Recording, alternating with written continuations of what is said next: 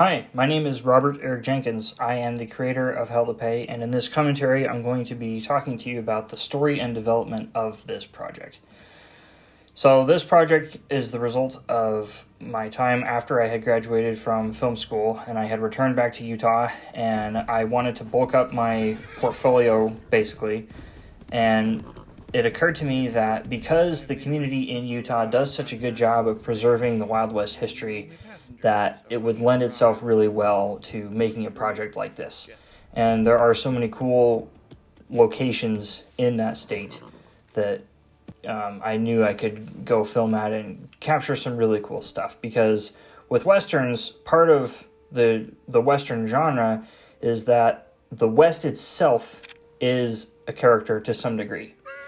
And so I really wanted to capture as much of the beautiful landscapes as I could in this project, and that was something that I had in mind right from the get-go. So stories can come from a variety of different places, and one of the things that I did as I was developing this was I came up with a list in my mind of just certain Western tropes, because so many Western movies are similar to one another, and yet there's such a variety of differences as well. And so some of the tropes that I wanted to at least touch upon was the idea of our protagonist being a rancher, and it's having a spread somewhere, although we don't see it. And then of course the stagecoach and the horses, vultures. So these tropes can include visual motifs, but they also can include character archetypes. So Curt Hawthorne, our protagonist, starts out as kind of an everyman type of character. I did not want him to be a John Wayne character who's this kind of invincible Superman, so to speak. But with his character, I wanted him to be more like Jimmy Stewart's portrayal in the Westerns that he was in, where he's more of a vulnerable type of person, but because he's so vulnerable, that's what makes him so dangerous, is because he has a lot to lose, potentially. And, he isn't necessarily the roughest, toughest, and so he has to fight much more fiercely than he would if he were Clint Eastwood, for instance. The Man with No Name, Clint Eastwood's character, has such skill with a gun that he doesn't ever need to lose his calm and fly off the handle and do something radical, because he's always in control. And whereas Jimmy Stewart's characters in a lot of the Westerns he made, like Winchester 73 and The Man from Laramie, things like that, like he's a much more volatile character. And so I tried to incorporate that into Curt, at least in his development early on. But then over the course of the story, he takes on a little bit more of the Clint Eastwood attributes, with like the scruffy beard and whatnot. The real kernel around which this story formed was there was an incident in which one of my neighbor's dogs that I loved this dog. It was a great dog. Well, this dog ended up dying in a very tragic accident. And at the time, I was very upset about it. And it caused me to ask the question, how does one extend mercy to someone who is guilty? And this thematic question that deals with the possible tension between mercy and justice is, as I said before, the kernel around which this story formed. So with that question in mind, the first scene that I came up with for this story, and I'm assuming that you as the viewer have watched this film without the commentary track already, so there should be no spoilers. And if you haven't seen it yet, follow the link and go ahead and watch the movie and then come back and listen to this track and any other commentaries. So the first scene I came up with was a scene when Curt confronts his brother's murderer, only to find out that the brother's murderer is, in fact, the brother. And so he wasn't murdered, but he's still guilty of these other crimes of robbery. And in my original vision, as in the film, he's shot in the leg, and the authorities are coming. And so it places Curt in this dilemma of, how do I get my brother to safety? But then also, gosh, he is guilty, though. He is still a criminal.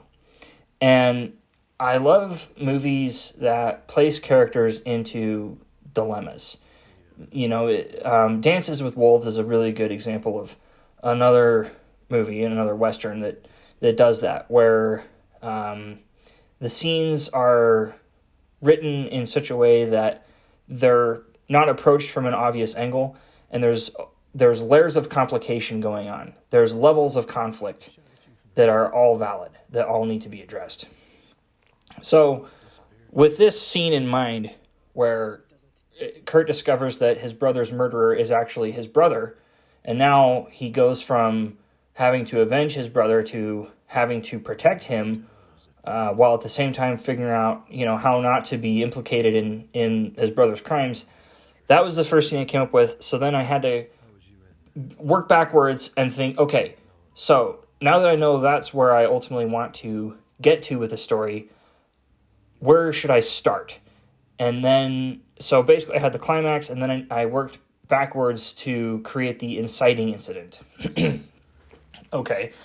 And I didn't necessarily worry about what happens in between at first, because one of my favorite screenwriting books, my favorite screenwriting book, in fact, is called Story by Robert McKee. And it's a great book because it talks about the form of storytelling and screenwriting rather than the formula. There's another really good book called Save the Cat, and Save the Cat claims to be the last book on screenwriting you will ever need, which I disagree with. It's a good book, it's a good starting book, but it's the first book on screenwriting you should read, and then you should move on to story. And that's because Save the Cat is much more about formula rather than form. So in Save the Cat, it outlines a very specific structure and says, by page 5, you need to have someone state what the theme of the movie is, and, by page 25, you need to start Act 2, and the climax needs to happen by page 95 or whatever. And it's a very kind of formulaic way of writing screenplays. And once you read Save the Cat, whenever you watch a movie, you'll be able to tell if the screenwriter uses that same formula. And which is fine, but ultimately the structure of a story is what determines the meaning of that story. So if all movies and stories have the same structure, then they all have the same meaning, and it just becomes blasé after a while. And so with Story by Robert McKee, it emphasizes the form rather than the formula. And it equips writers with much better tools to tell much more original and insightful and compelling stories. So one of the key concepts that Robert McKee talks about, no pun intended there, is that there must be a link between the inciting incident and the climax. They must be causally locked. So because the inciting incident happened, the climax inevitably happened. So the example he uses is in Jaws, because the shark ate somebody, the shark had to be destroyed. Okay, so with that in mind, first I had the climax of my story, where, okay, the brother is to be avenged, but then, of course, that implies that, of course, in the inciting incident, we find either the brother is killed or we find out he's been killed. And so that's where I started out. So I was like, okay, in my opening scene, I need to establish that our protagonist has this brother, and that the brother was very dear to him, and that the brother has been murdered, disfigured beyond recognition by fire, and that there is a phantom killer on the loose who leaves a calling card in the form of this literal playing card with a raven on it. And so as I'm coming up with the story, basically what I do is I take just a blank sheet of printer paper and a Pilot G-Stroke 207 pen. Those of you who know me know that's my weapon of choice. And I just write out kind of a synopsis, kind of like what you would read on Wikipedia if you were reading the summary of a movie. And I ask myself, in each scene, what is the information that the audience must learn? Because as a storyteller, you are controlling the release of information. And you don't want to let too much out, and you don't want to let, not enough out. You just want your audience to, with each scene, be equipped with the essential things that they need to learn as the scene goes. So, in the second scene, after the attack at the stagecoach, the scene with the cemetery, we learn that there's this sheriff, that there's some kind of weird drama between Curt and the sheriff that possibly involves the deceased parents, based on the way the sheriff places the flowers on their headboard, even though they've been dead a long time. And that this sheriff is a dangerous person, that he is potentially the one that shot at Curt, and that he is to be feared and looked out for. And then the flashback scene, immediately after that, when the brother's alive, reveals how they were not getting along, and that now the brother is dead. It's as if their relationship is kind of stuck in this this negative pattern, and so part of the tragedy of the brother's death is that it prevents any reconciliation in the future. And so, it's something I take into account, like, okay, what do we need to know from a plot perspective, and what do we need to know from more of an emotional character story perspective, in order to move along. So going back to this idea between a link of causality between the inciting incident and the climax, within those two poles, so to speak, you want to have as much variety in the story as possible. Here's why. A story is, it's almost like a debate going on within the storyteller's mind that everyone else is able to tune into telepathically. Each character should represent some different perspective on this issue. In this case, the tension between justice and mercy. And they each should have some perspective on it and, kind of present a different side of the argument. And as the characters go about through the story and interact with each other, that's kind of how we explore the different aspects of this theme, of this dramatic question, so that we can really explore it and really ruminate over it and, leave no rock unturned until then the climax inevitably happens, and then, the story ends up concluding, and we kind of understand what the conclusion around the theme is. So, for an instance, to use another example, in the original Star Wars movie, the theme in that first movie has to do with materialistic technology versus a mystic spirituality. And I know that because in the climax moment, the character is presented with the choice of using the computer to destroy the Death Star or using the Force. It's called the crisis climax moment.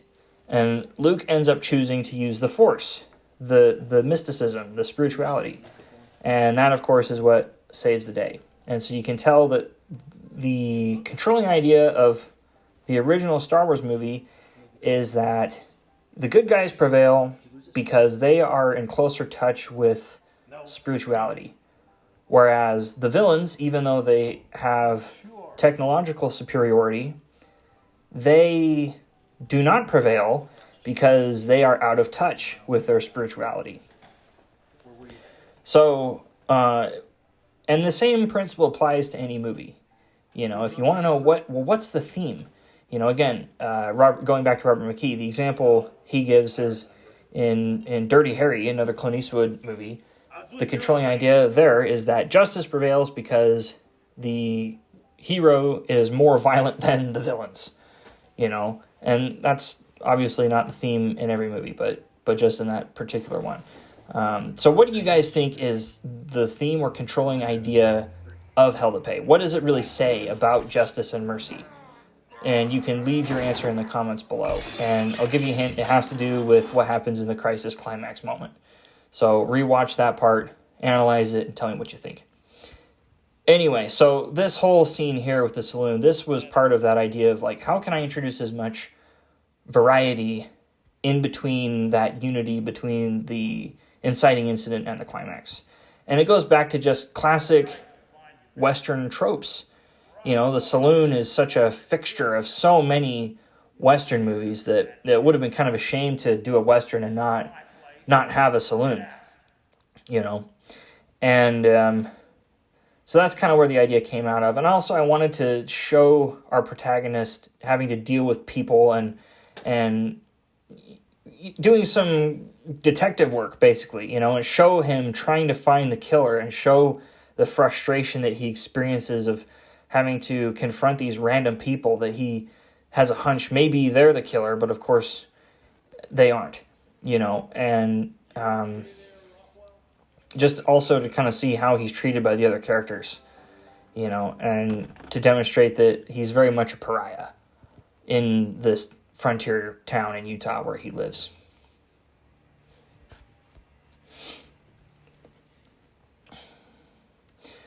Up ahead here, the scene with the deputy and the sheriff. This is another really good example of that idea I mentioned earlier about controlling the release of information. And, you know, early on in the story and development phase, this is easier to do because it's before the hard work of actually having to sit down and hammer out the screenplay. But, you know, I knew the information that I wanted to reveal here is that there's going to be the stagecoach, the Black Rider is most likely going to attack it, and that also it turns out that maybe that Jesse was not the only passenger on the stagecoach, but there could have been someone else. But obviously, you know, I wanted to keep that subtle because I didn't want to have a big neon sign, so to speak, flashing at the audience that Jesse's still alive, because that was, you know, that's the big twist in the movie.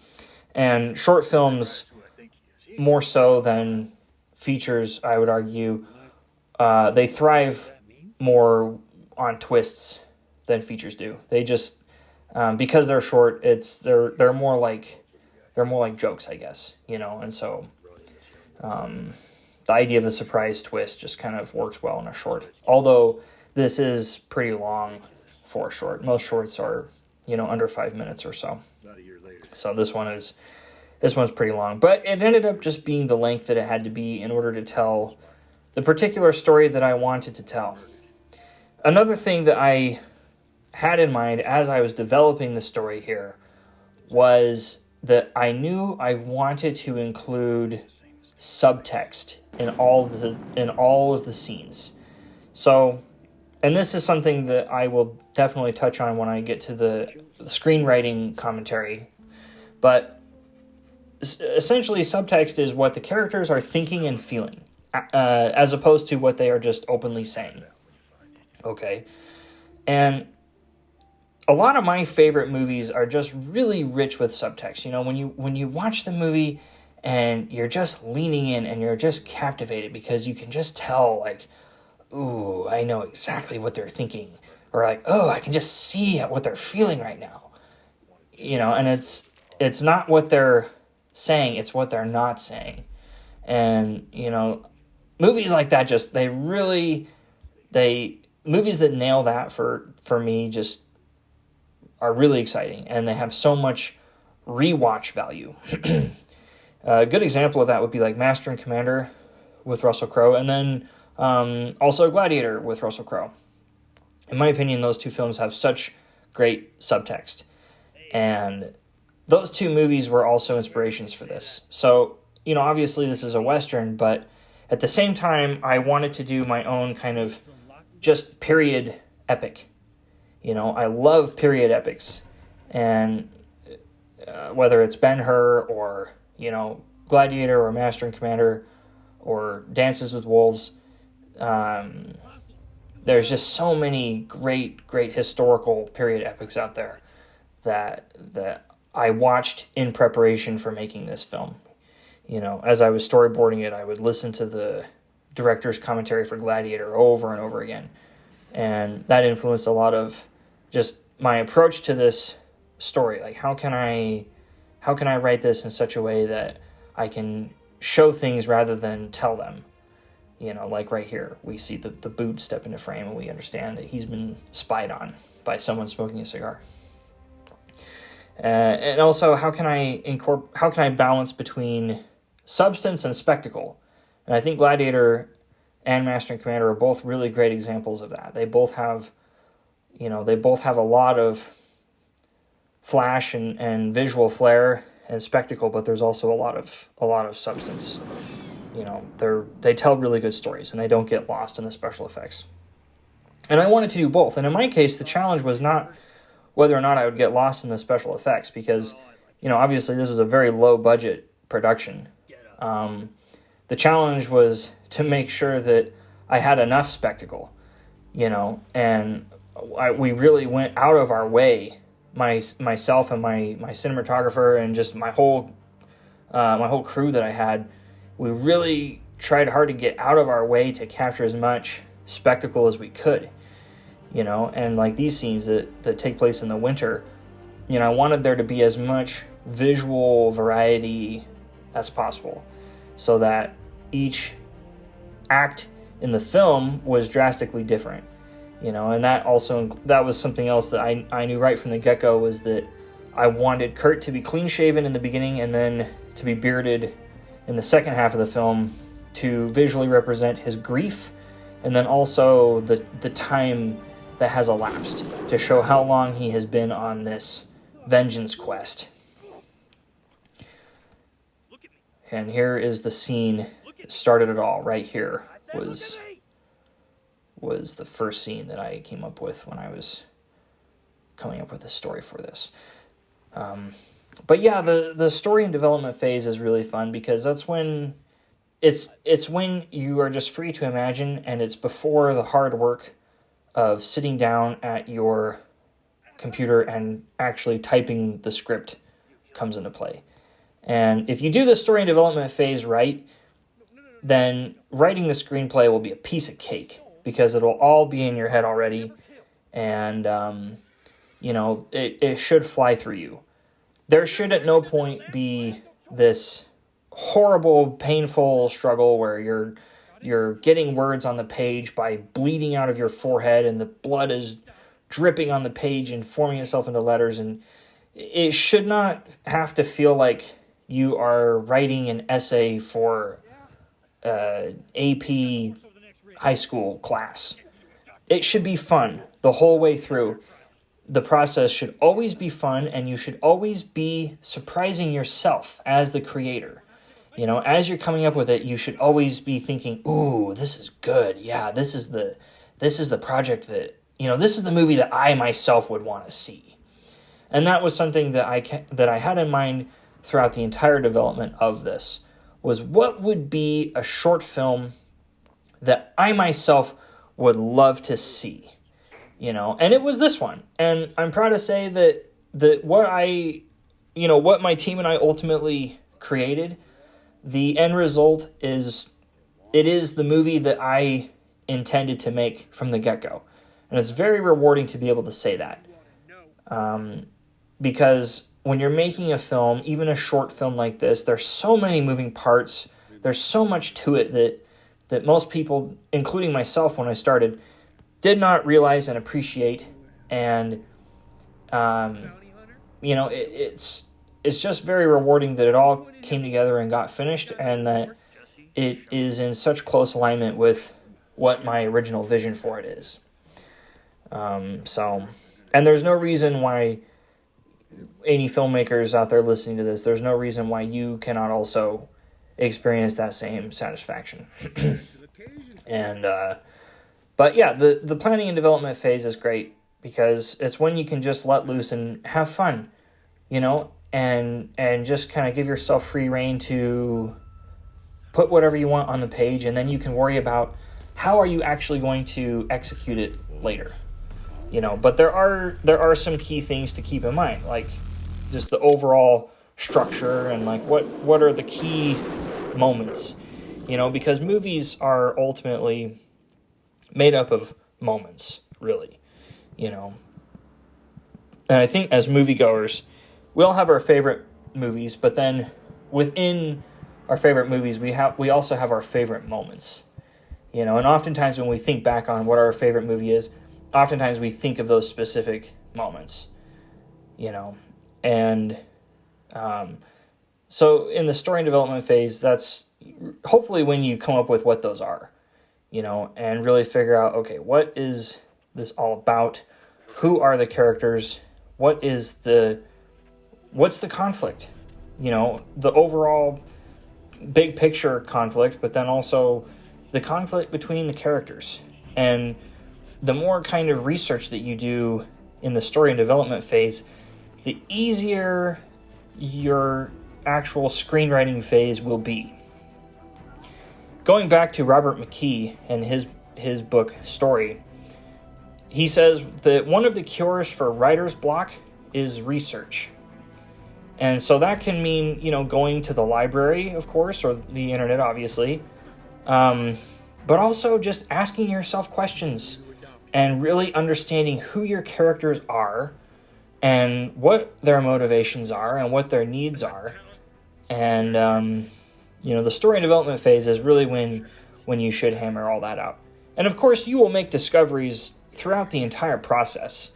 Even as I was editing this project, I had insights about the characters that had not occurred to me as I was writing it or as I was filming it or acting it, for that matter. So you're always going to be making discoveries, but the more time you spend in the pre-production and the story development phase, the more informed you will be, and the smoother it'll go, and the more fun you will have. So, anyway, going back to actually what we're seeing on screen, so this is kind of post-climax, so to speak, within the narrative. So I came up with the climax first, and then the inciting incident, and then everything leading up to that. And then I had a little bit after, and I had to decide, okay, how am I going to wrap this up? And so here we are, the sheriff discovering the card, and in the sheriff's mind, he is vindicated in thinking that Curt, in fact, is the murderer. And there's this great moment where Curt tells his brother to flee the scene so that he can keep on living. But the brother is so touched by Curt's sacrifice that he declines that invitation and opts instead to stay with his brother and take the risk that he may be caught and hung, but he's willing to take that risk in order to get Curt to a doctor so that he can have medical attention for literally taking the bullet, or bullets in this case. I guess I'll let the audience decide. I never disclose how many times Curt has been shot. Anyway, thank you so much for listening. Stay tuned for the next commentary. In the next one, I'm going to be talking about probably the screenwriting phase, but I can also discuss just the pre-production phase in general. What was it like to produce this film? How was I able to cast all the actors and to secure all the locations and get all the props and the horses and figure out where we're going to film and, talk about equipment, anything you want. Let me know what you would like me to discuss in the next commentary or in a commentary after that. And don't forget, leave a comment below, please. That helps the engagement on the YouTube algorithm, so then the video gets put out there and more people see it. And that really helps to support my channel and others like it. And please share this with anyone who loves Westerns, movies, filmmaking, anything of that nature. And I would love to know, what do you think is the controlling idea of this film? what do you, based on what happens in the crisis climax moment, based on the choice that our hero makes in the climax, what do you think that this film ultimately says about the tension between justice and mercy? I would love to know your take. And one of my favorite filmmakers, Nicholas Meyer, the director of Star Trek II, The Wrath of Khan, one of my favorite quotes from him is that as artists, it's not necessarily our job to provide the answers, but it most certainly is our job to ask the questions. So I, as the filmmaker, I have asked the question, and now you, as the audience, it is now your turn, because art does not hang on the wall. Art is the interaction between the work and the audience. That is where art happens. So I would love to know what your take on this specifically was. What is the controlling idea? What does the film Hell to Pay ultimately say about the tension between mercy and justice? Leave that comment in the comment section below. I will answer every single one. And please let me know what else you would like to learn about writing, filmmaking, acting, any aspect of filmmaking. And I will answer those comments as well, and I can discuss them at length in the next commentary.